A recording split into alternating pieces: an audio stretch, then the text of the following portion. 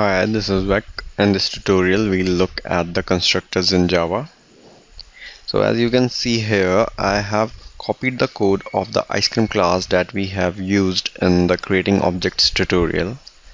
Here we are having two private instance variables and the getters and setters, that is the set value, and let's change the display value to get values so that it's more clear that it is setting the values and it is getting the values. Although against these you may also have the getters and setters separate for each of the instance variable. Remove this, press Alt Shift and insert, click on the getter and setter. Now it is asking for the fields to generate getters and setters for, so click on both of them and then generate. And as here you can see, we get the getter for each of the instance variable. And what is it doing? It is returning flavor, and you may assign it to some other variable or you may directly print its value using the println method. Here you can see we are using this keyword. So this is new to you.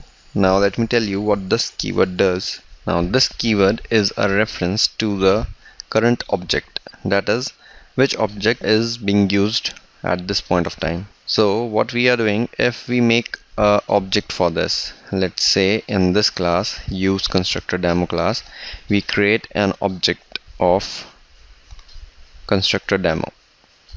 So let's make it constructor demo and let's name it vanilla equal new constructor demo. And also you can see in the last tutorials I have made two classes in the same file, but that is not suitable. You should create two classes in two different files, and as you can see the name of the class and the name of the file are same, and this also use constructor demo and the file are same. So this should be the thing you do, because this is the convention what Java says, to have a class name and the file name as same. Now you may also be wondering why I haven't put an import statement for this class, because this is some different class and this is some different class. As you can see here, this is a public class and these two classes are in the same package. So there is no need for the import statement and it is instantiated and the objects can be created without importing the class. Now let's call vanilla dot set color and make it white, and vanilla dot set flavor equal to vanilla. Now we can get the values for these s out, and vanilla dot get color plus, let's give a space here, and vanilla dot get flavor. Now shift F6. Here you can see we are getting the result. So this is how you are using getters and setters that are provided to you by the NetBeans, and these are quite useful when you are programming. Now let's jump to the main part, that is the constructor part. Now how are constructors called and what exactly are the constructors? In the last tutorial I have told you that constructors are the special type of method, but this is not exactly true, because they may look like methods but they actually aren't. Now let me show you how a constructor looks like. So jump back to the constructor demo class, and here let's make a constructor. So the name of the constructor is the same as the class name, so let's put constructor demo and start the curly brace and enter. So NetBeans put a curly brace for you, and here you can see I'm getting an error because I have to put parenthesis over here. Let's put the parenthesis and Alt Shift F to format, and here you can see this is quite looking like a method, but this is different from a method because it is not having any return type. Also if we put a return type, let's say void, it is completely okay, but now this is not a constructor but a method, because a constructor cannot have a return type, even the void type. And one more thing I have to tell you here, that we can have the same name constructor and a method. So let's create a constructor here, and control space, and here you can see the NetBeans is asking you want to generate the constructor demo, so click enter here, and NetBeans automatically generates a constructor, that is a public constructor here. Now here you can see we are having the same name method and the same name constructor, but it is not recommended to use method with such a name. So let's remove this, and this is only for your knowledge purpose. Now what exactly are constructors used for? Constructors are mainly used to instantiate the instance variables, that is these variables. Let's put these variables above the constructor. So let's instantiate the flavor and color over here. Let's make flavor equals not specified, so that you know if someone doesn't specify a flavor for something, you don't get a null and you get this not specified.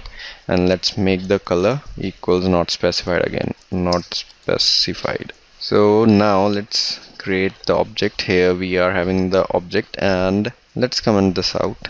Let's not set anything for the vanilla object, and we are printing the get color and the get flavor. So let's see what we get. Shift F6, and here you can see we are getting the not specified 2 times. Now let's put a new line over here, and this character is used as a new line, so this will be printed in one line and this will be printed in another. Shift F6, and here you can see we are getting the result. And one more thing, when I was debugging in the method tutorial, that is in this tutorial, when I was debugging, I told you that when I create an object, this method, that is this constructor, will be called, and the control went to the method demo. Actually, the control went to the implicit constructor that Java provides when we are not providing any constructor. So this implicit constructor, what it looks like is, so it looks like somewhat without these. Here the default constructor looks like this, and the constructor's main use is to make new objects. So without the call to a constructor, you cannot make an object, and only with the successful return we get the object here, and then it is referenced to some variable of that class type. Now, as methods can have many parameters within the parentheses, the constructors can also have parameters. So to set these variables to something or to do something else, you may have those parameterized constructors. Let's make some parameterized constructors. Constructor and constructor demo. When I pressed control space, now the NetBeans asked me if I want a constructor with string flavor and string color as the parameters. So let's make this, and it auto completes it. This dot flavor equal to flavor and this dot color equal to color. So now if you want to instantiate the flavor and color when you are creating an object, you can do this now. Now let's make a new object over here, or what we can do, modify this. Let's have vanilla over here, and the color is white. Now here you can see no errors, and we have specified 2 variables, and we have specified the colors and the flavor. So shift F6 to see if we get the real result. Yes, we are getting here, because the variables for this instance, that is for this object, are getting the value from here. So now one more thing I want to tell here. If you remove this, the 0 parameter constructor, let's remove this, and we are having only a parameterized constructor. Now if we try to call and make object of constructor demo, and make it something like object obj equals new constructor demo, and remove this. See, here we are getting an error because in the same way the methods are called, we are only having a double parameterized constructor and not a zero parameter constructor, so it will give an error. And also Java will not provide with the implicit constructor that it provides when we are not providing any constructor. Because we have provided at least one of the constructor, Java doesn't provide any implicit constructor now, so we have to create a default constructor by ourselves. So let's create a default constructor and generate. Now we are having the default constructor here. This won't give any error now. And the last thing I want to cover here is you can call a constructor from within a constructor. That is, you can call this constructor from this constructor. Now here you can see that we are getting an error because calling a constructor from within the constructor is not like calling a method from another method. What we need to do here, we don't need to specify the name of the constructor here. Remove this, and to call, what we need is to put this and parenthesis. What this keyword does is calls the default constructor. What if we have another constructor? Let's copy this and paste it over here, and it is having 3 parameters. Let's say we have an int I over here, and the int I is being used here. Let's take an int private int I. So this dot I equals I. Now what this statement does is call this. Now if you want to call this, what we need to do is put this and put the parenthesis over here, and this is giving an error because this should be the first statement, and if we put this as a second statement, let's say we'll make it like this and remove this, this will give an error. Call to this must be the first statement, so do remember it should always be the first statement in the constructor. And if we want to call some other constructor, like we don't want to call this and we want to call this, what we can do is put these parameters over here, flavor and color. So when we are creating an object, so now let's change it to a 3 parameters and give it an int value. Let's say 10 we are giving, and what we can do over here, if we haven't make it private, I have made it private. Let's remove this. Let's again specify a new line and get the value for vanilla dot I. So this is a 3 parameterized constructor, and remove this also. So now what this will do, it is taking 3 parameters. So now you don't need this, because when this will be called, these 2 variables will be set using the above constructor, that is a 2 parameterized constructor. So let's remove this, and this is not being set in this constructor, so we are setting it over here, and let's see if we get the right result or not.